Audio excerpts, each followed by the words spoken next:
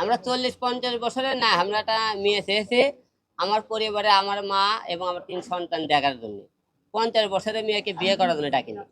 ঝগড়া বলতে কি বোঝাইছে? সে সন্দেহ করছে, মনে করেন ওই যে হসপিটালে মেয়ে আছে, পরে গিয়ে কথা বলছে, আপনারা সবাই জানেন। আচ্ছা গেল।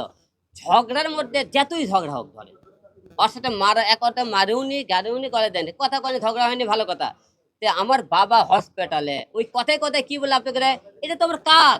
আরে বাবা, তোর কাজ মানে কি, না খেয়ে আছিস নাকি? তো এটাই কাজ আগে। কে বলে শুটিং করে, শুটিং যদি উপকৃত হয়, সে সংসার কি করবি? এই তো কথায় কথা আপনাকে, ভাই ভাই আমার কাজ করতে হবে না, খেতে হবে না? আর ওই না খেয়ে আছে মনে হয়, বুঝলেন? এই কাজ করেই খাইতে হবে।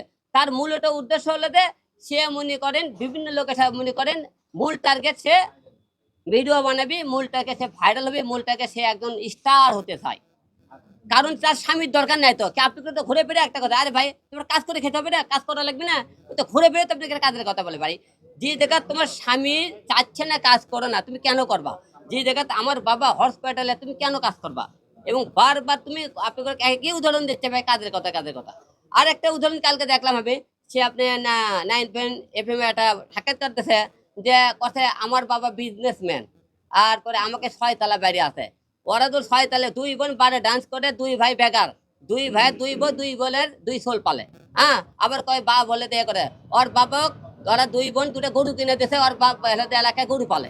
আর ওই করতে আমার বাপ বিজনেসম্যান। কত বড় চাপাবাদী কথাবার্তা! আহা, বিজনেস না।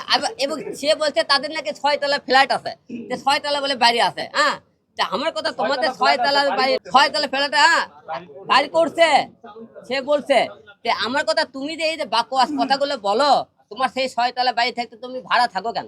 হ্যাঁ, আর তোমার বাপারে মনে করো ওরকে বাড়ির খবর নিয়ে দেখেন, ওরকে বাড়ি ঘর হলো আটলাস আঠাইয়ের বাড়ি ঘর, বেড়ার বাড়ি ঘর। এইবারে ঈদের কয় দেখে ইটে দেখে কেবল ঘর করতেছে, আর করতে আমার 6 তলা বাড়ি। হ্যাঁ, এত চাপা বেদি কথা ভাই চলে না ভাই, বুঝছেন?